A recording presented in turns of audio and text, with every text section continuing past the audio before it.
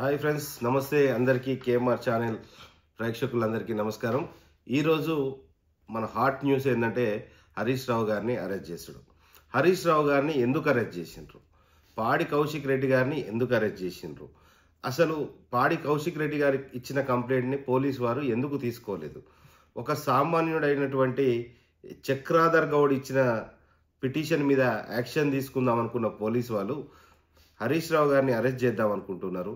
అదేవిధంగా పాడి కౌశిక్ రెడ్డిని అరెస్ట్ చేద్దాం అనుకుంటున్నారు.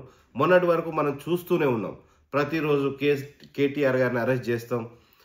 ఒకసారి ఏమో డ్రగ్స్ కేసు అన్నారు, దాని తర్వాత ఫోన్ ట్యాపింగ్ అన్నారు, దాని తర్వాత ఫార్ములా ఈ కేసు అన్నారు.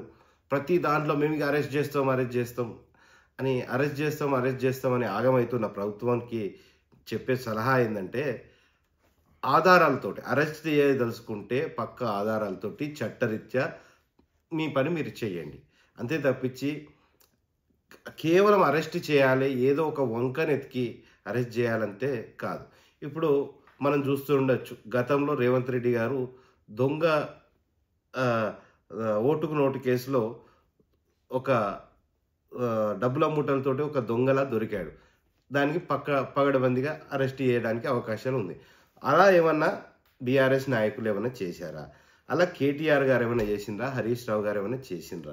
ఎన్నో ఆరోపణలు వస్తున్నాయి. హరీష్ రావు గారు ధరణి మీద 500 ఎకరాలు తీసుకున్నారు, ఇక్కడ 1000 ఎకరాలు తీసుకున్నారు అని చెప్పి చాలా ఛానళ్ళల్లో, యూట్యూబ్ ఛానల్లో అక్కడక్కడ మాట్లాడుతున్నారు. మరి ప్రభుత్వమే మీ చేతులు ఉన్నది కదా, చట్టరీత్యా మీరు ఎందుకు చర్యలు తీసుకోవట్లేదు? చట్ట ప్రకారం ఎందుకు చర్యలు తీసుకోవట్లేదు? అంటే మీకు లూప్ హోల్స్ దొరకట్లేదా? లేకుంటే ఎలా అనాలిసిస్ చేయాలనో, ఎలా స్ట్రాటజీ చేయాలనో, ఎలా దొరకబట్టాలో అన్నది ఇంకా మీకు అర్థం కావట్లేదా?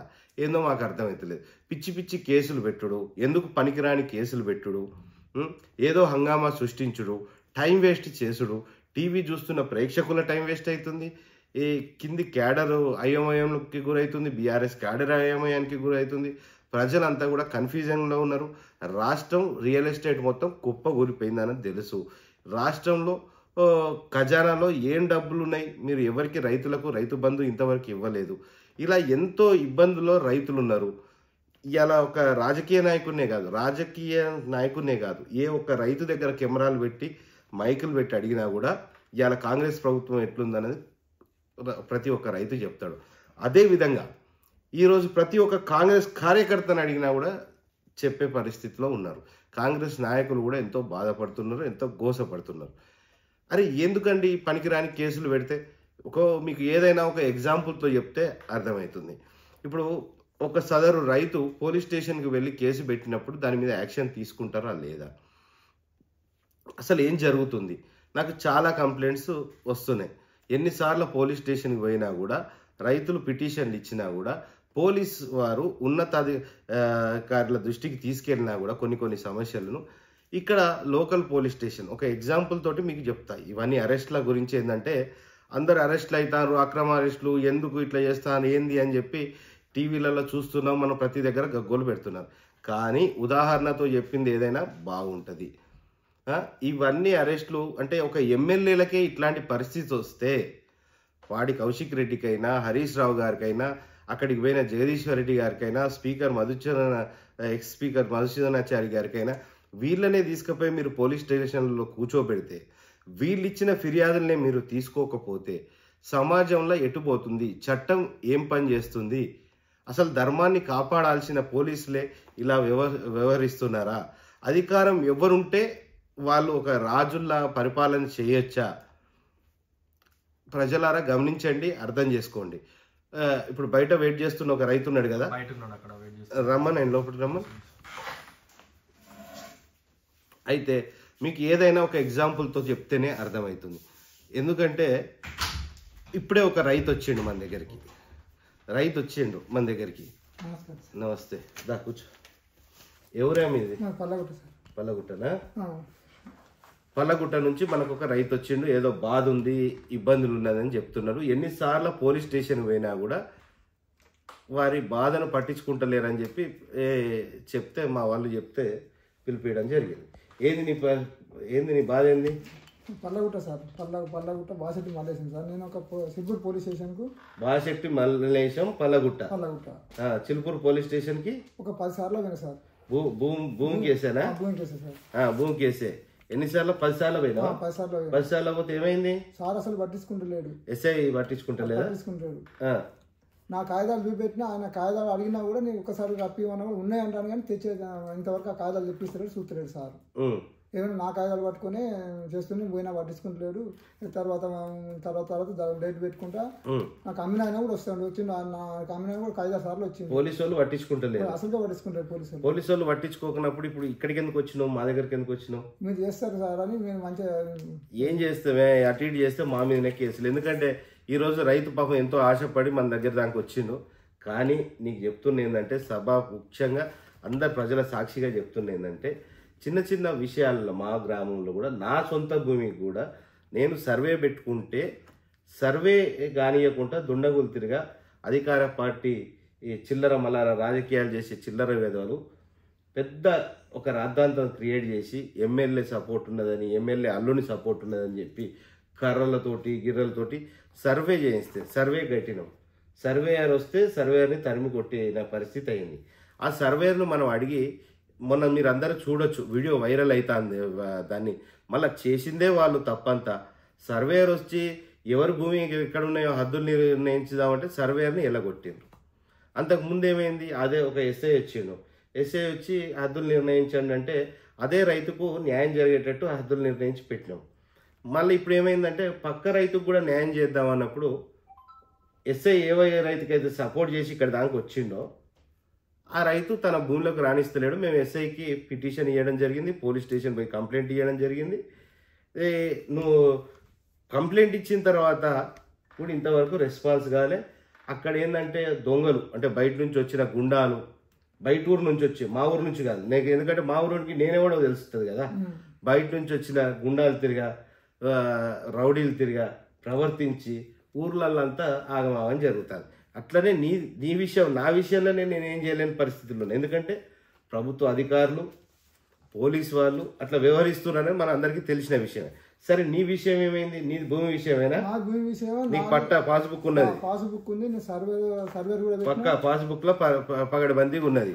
4 ఎకరాలు 33 గుంటలు. Okay right. మరి ఇవన్నీ ఎమ్మెల్యే దృష్టికి తీసుకెళ్ళినావా? కడియం శ్రీఆర్ గారి దగ్గరికి వెళ్ళినావా? అందరూ అంటే సార్ దగ్గర కూడా పోయినా, పోతే సార్ ఏమన్నా ఊళ్ళో ఉన్నారు కదా చేరాలు, శ్రీధర్ బాబు వాళ్ళ దగ్గరికి పోయినా ఉన్నారు. అంటే ఆ సారు మనుషులు ఉన్నారు అక్కడ పోయినా? వాళ్ళ ఊళ్ళో వాళ్ళు ఉన్న పోయినా. మరి నువ్వు పోలేదా వాళ్ళ దగ్గరికి? నేను వాళ్ళే చేస్తాను కదా సార్ అని నేను అన్నా. నువ్వు వాళ్ళే చేస్తారు ఇక చూసిరా, వాళ్ళే చేస్తారని చెప్పి అని రైతు చెప్పిండట. చెప్పినప్పుడు ఏమన్నారు ఎమ్మెల్యే గారు? వాళ్ళే చేస్తాను అంతో పట్టించుకోను అన్నాడు. సార్ పట్టించుకోరా? ఇప్పుడు పోలీసు వాళ్ళు పట్టించుకోక సదరు రైతు బాధ, ఎమ్మెల్యే పట్టించుకోకుంటే ఏడు దానికి వస్తావు? మేమేదో టీవీ ఛానల్, యూట్యూబ్ ఛానల్ పెట్టుకొని ఏదో సమస్యల గురించి చెప్తామని రైతు పాపం ఆశగా వచ్చిండు. కానీ ఈ రైతుకి ఏ విధంగా న్యాయం చేయగలుగుతావు? ఇవాళ ఉన్న పరిస్థితి ఏంటంటే, ఇవాళ హరీష్ రావుని అరెస్ట్ చేసిండ్రు. చూసినావా? ఇవాళ హరీష్ రావుని అరెస్ట్ చేసిండ్రు.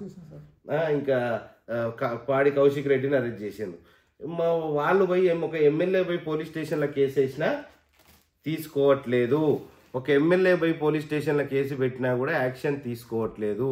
అదేవిధంగా ఒక రైతు పోయి పోలీస్ స్టేషన్లో కేసు పెట్టినా కూడా తీసుకోవట్లేదు.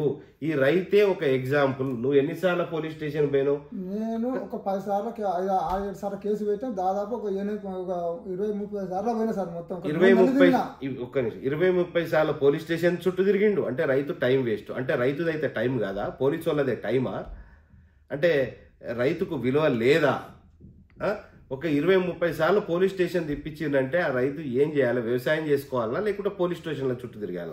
ఒకటి 7-8 సార్లు కంప్లైంట్ ఇచ్చిందంట. కేసు పెట్టినప్పుడు రిసిప్ట్లు ఉన్నాయా? కేసు పెట్టి 7-8 సార్లు రిసిప్ట్లు తీసుకొని వచ్చిండు. ఈ రిసిప్ట్లు తీసుకొని వచ్చినా కూడా నీకు పని అయితే లేదు. ఎస్ఐ గారు పట్టించుకుంటలేదు. ఒక అవతల పేపర్, నీ పేపర్లు చూసిన తర్వాత అవతల పేపర్లు చూసిండా? చూడలేదు అసలు. నేను సార్ ఒకసారి తెప్పి చూడమన్నా కూడా ఉన్నాయంటే సార్ ఒకసారి తెప్పి చూడను సార్, నేను వేరే ఇంకా 2-3 తీసుకొని పోయినా కూడా వాళ్ళన్నా కూడా నా భూమి. ఇప్పుడు ఎస్ఐ గారు ప్రవర్తన ఎట్లుంటది? నీ దిక్కు 4 ఉన్నారనుకో, అవతల దిక్కు 40 మంది ఉంటే వానికే సపోర్ట్ చేస్తాడు. అవునా కాదా? భూమి కాడికి అట్లా వచ్చింది సార్. చూసి అదే మాట్లాడతాను. న్యాయం ఎట్టుంటే అటు మాట్లాడాలి. అవతల దొంగ దిక్కు 40 మంది ఉన్నా, అమాయకుని దిక్కు 4 ఉన్నా కూడా అమాయకునికి ఈ న్యాయం జరగాల్సింది పోలీసులు వ్యవస్థ చేయాలి. పోలీస్ సదర్ ఎస్ఐ గారు చేయాలి. ఎస్ఐ గారు ఇదిగో మీ మీద చిలుపూరు ఎస్ఐ గారి మీద, ఎస్ఐ పేరు ఏం పేరే ఉండే, నవీన్ కుమార్, ఎస్ఐ నవీన్ కుమార్ గారు మీరు పట్టించుకోవట్లేదని ఫిర్యాదు వచ్చింది.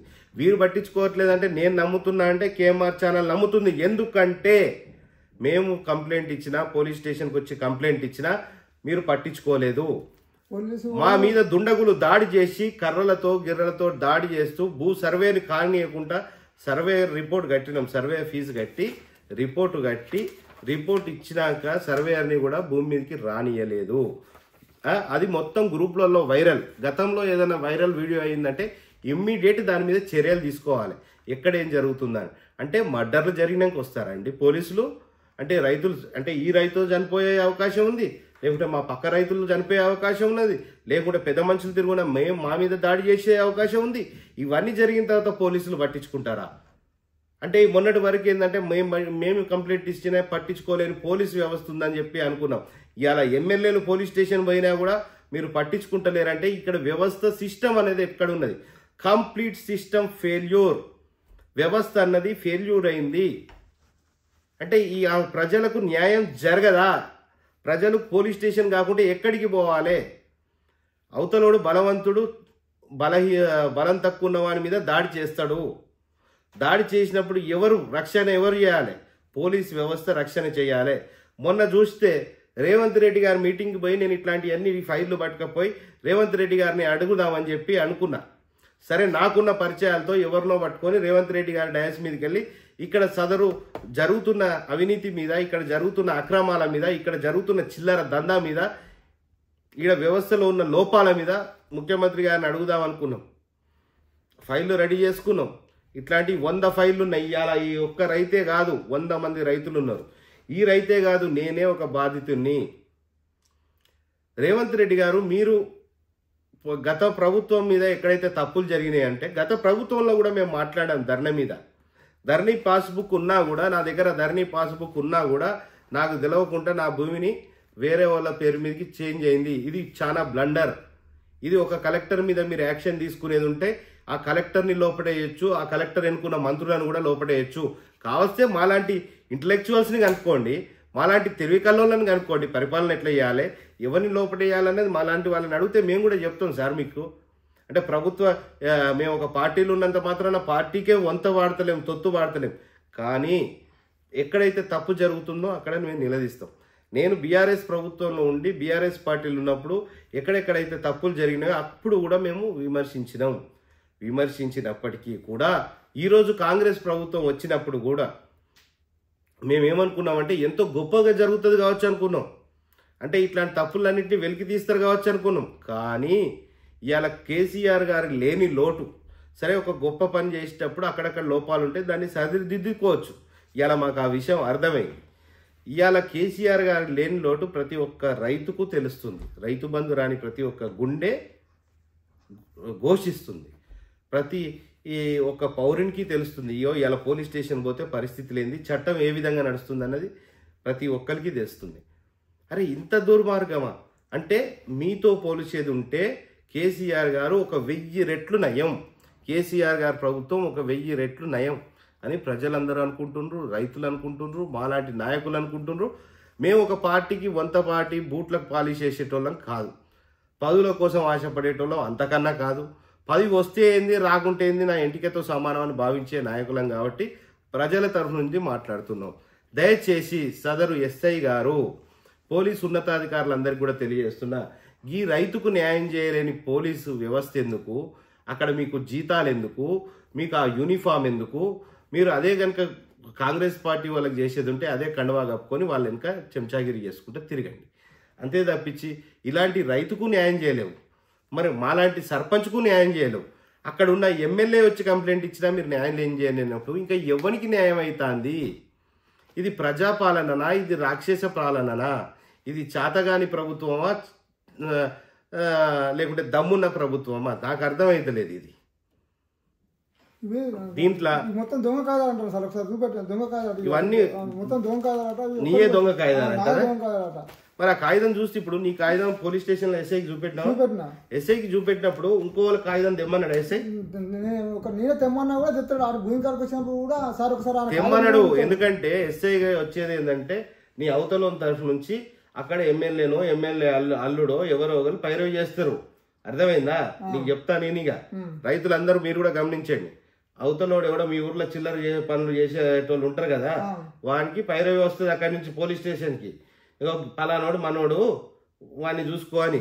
ఇక నువ్వు ఎంత గొగ్గోలు పెట్టినా, ఎంత భూమి విషయాలు ఎంత అయినా కూడా ఎవరికి అందిన కమిషన్లు వానికి అందుతాయి. ఎవడు తీసుకునే డబ్బు వాడు తీసుకుంటాడు. తీసుకొని నీయే చూసి నీయే అన్ని ఒరిజినల్ డాక్యుమెంట్స్ ఉన్నా కూడా నీదే ఫేక్ డాక్యుమెంట్ అంటారు. 20 మంది ఉన్నారు. చెప్పేది ఇన్రా, అదే నాకు తెలియదా? ఈ భాగవతం తెల్లారులేస్తే 100 పంచాయతీ వస్తానే. ఇలా నీ పల్లగుట్ట నుంచి వచ్చింది, కిష్టాజిగూడెం నుంచి వచ్చింది, చిలుపూరు నుంచి వచ్చింది, లింగంపల్లి నుంచి వచ్చింది, కొండాపూర్ నుంచి వచ్చింది, శ్రీపతిపల్లి నుంచి వచ్చింది, నా భూమినే అయితే దుర్మార్గమైన పాలన నడుస్తుంది ఇక్కడ. ఇప్పుడు ఏమవుతుంది?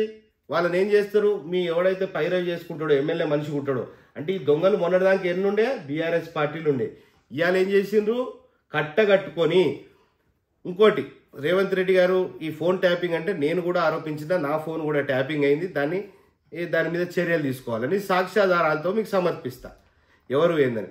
కానీ ఇంట్లో ఫోన్ ట్యాపింగ్ చేసి అల్లకొచ్చి మీ పార్టీలో చేసిన దొంగల మీద చర్యలు తీసుకుంటారా? తీసుకోరా? ఇంట్లో ఫోన్ ట్యాపింగ్లు చేసి ఇది కూడా నా మెడకు కూడా జుట్టుకుంటుందేమో అని చెప్పి మీ పార్టీలకు రాగానే పునీతులు అవుతారా? వాళ్ళు పునీతులు అవుతారా? మా పార్టీల టికెట్లు తీసుకొని మా పార్టీలో గెలిచి మీ పార్టీలకు రాగానే పునీతులు అవుతారా? చెప్పండి. ఇదే ఫోన్ ట్యాపింగ్ల గురించి అంటున్నారు కదా. ఫస్ట్ ఇక్కడ కూడా మా దగ్గర కూడా ఫోన్ ట్యాపింగ్లు అయినాయి. నా ఫోనే ట్యాపింగ్ అయింది, నా మొత్తం ట్యాపింగ్ అయింది. విలేకరులు నా ఫోన్ ఎక్కడెక్కడ ట్యాపింగ్ అయింది అన్నది కూడా నేను తెలుసుకున్నాం. దాన్ని కూడా ఆడియో రికార్డింగ్స్తో సహా మీకు సమర్పిస్తాం. గత ప్రభుత్వంలో ఫోన్ ట్యాపింగ్ అయిందన్నారు కదా, సదరు మా ఎమ్మెల్యేలు గారు కూడా ఫోన్ ట్యాపింగ్ చేసిందన్న ఆరోపణలు ఉన్నాయి. మరి వారు ఇప్పుడు మీ పార్టీలకు వచ్చింది, వారి మీద యాక్షన్ తీసుకుంటారా లేదా?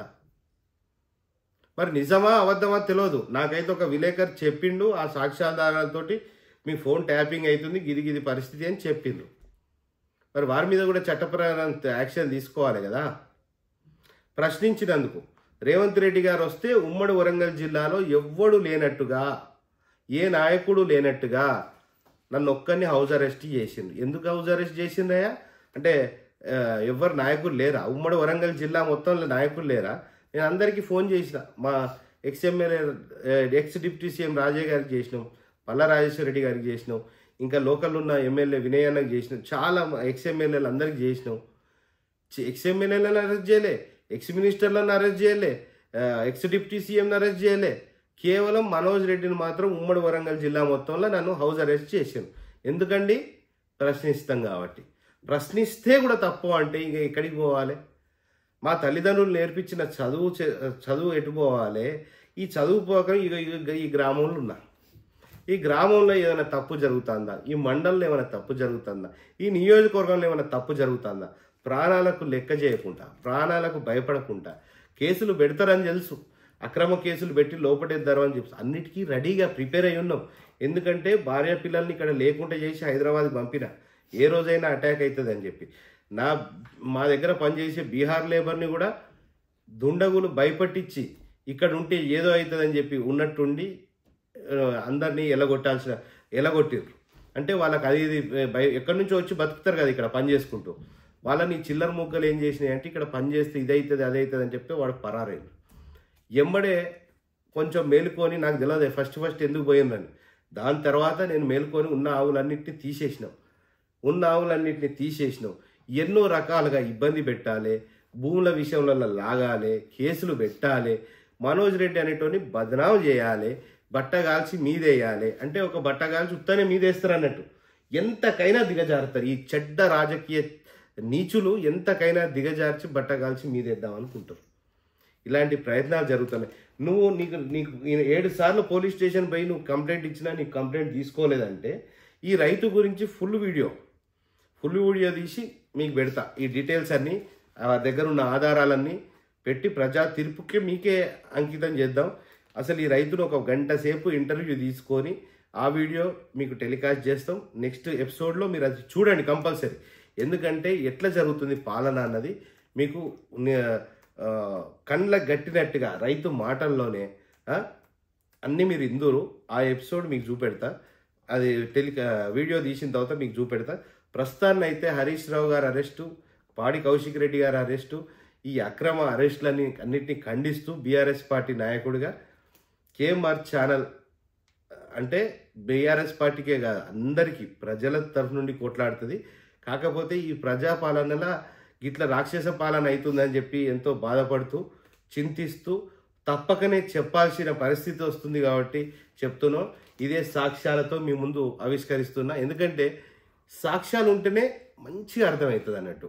ఈ రైతుకు ఎక్కడ కూడా న్యాయం జరగలే అంటే అధికార పార్టీకి ఒక న్యాయం, అధికార పార్టీ వాళ్ళు పోయి పోలీస్ స్టేషన్లో కంప్లైంట్ ఇస్తే దాని మీద యాక్షన్, ప్రతిపక్షం వాడు పోయి కంప్లైంట్ ఇస్తే యాక్షన్ లేదు. సామాన్య రైతు పోయి పోలీస్ స్టేషన్ పోతే నో యాక్షన్, పైరవకారి ఎవడన్నా బ్రోకరు, అధికార పక్షంలో ఉన్న బ్రోకర్లు చోటా మోటా నాయకులు పోయి పోలీస్ స్టేషన్లో కంప్లైంట్ ఇస్తే దాని మీద యాక్షన్. ఇదెక్కడ పరిపాలన? పోలీస్ వ్యవస్థను అంటే ఒక చిన్నప్పటి నుంచి మాకు పోలీస్ అంటే ఒక హీరోలాగా ట్రీట్ చేస్తాం. వాళ్ళని చూస్తే సెల్యూట్ కొట్టాలనిపిస్తుంది. ప్రతి ఒక్క మూవీలో ఒక హీరో రోల్స్లో పోలీసులను చూసినాం. కానీ ఇక్కడ ఏమైపోయింది? వెనకట పోలీసు వాళ్ళు ఏం చేసేదంటే లంచాలు గించాలు ఎక్కడ లేకుండా, తర్వాత ఏమైంది లంచాలు తీసుకునే అయిపోయింది. తర్వాత ఏమైంది లంచం ఒక్క దగ్గర తీసుకుంటే అలవాటు, వానికి న్యాయం చేసేది. ఇప్పుడు అయిపోయింది లంచం రెండు దిక్కులు తీసుకొని ఎవరికి న్యాయం చేయకుండా ఒక కేసు పెట్టి ఏదో పిటి కేసులు పెట్టి పంపించడం. అంటే ప్రజల సమస్యలు అన్నది పరిష్కారం అవుతలేదు, లాస్ట్కు కోర్టుకు పోంటున్నారు. నీ విషయంలో కూడా ఏమవుతుందంటే నువ్వు 7 సార్లు పోయి పోలీస్ స్టేషన్ పోయి పిటిషన్ ఇచ్చినా సింపుల్గా కొట్టిపడేస్తాడు. ఇవి భూకు సంబంధించిన ఇష్యూస్ కదా, ఈ భూ సమస్యలు మేము పట్టించుకోము అని చెప్పి అవన్నీ కొట్టేసి, నేను చెప్పేది నువ్వు కొట్టేసి డస్ట్బిన్లో పడేస్తారు. అంటే నువ్వు ఒక రైతు వచ్చి కంప్లైంట్ ఇచ్చినట్టే అక్కడ ఆధారాలు లేకుంటే చేసేస్తారు. ఇవన్నీ భూమి విషయం సంబంధించిన ఇష్యూస్ కాబట్టి మేము పట్టించుకోమని డిలీట్ చేస్తారు సిస్టంలో నుంచి. అంటే దీనికి నువ్వు ఏం చేయాలంటే ఆర్డీఓ దగ్గరికి పోవాలి. రైతులకు మీకు కూడా చెప్తున్నా ఏంటంటే ఆర్డీఓ దగ్గరికి పోవాలి, అక్కడ ఒక అప్లికేషన్ పెట్టుకో, నువ్వు సర్వేయర్ చేయించింది ఇట్లా అని చెప్పి ఆర్డీఓ గారి దగ్గర నుంచి, మెజిస్ట్రేట్ కాబట్టి అక్కడి నుంచి ఆర్డర్ తెచ్చుకొని పోలీసు వాళ్ళ ప్రొటెక్షన్ తీసుకొని ఆర్డీఓ గారితో పోలీసు వాళ్ళకు తోటి రక్షణ కల్పించుకొని నువ్వు నీ భూమి మీదకి పోవాలి.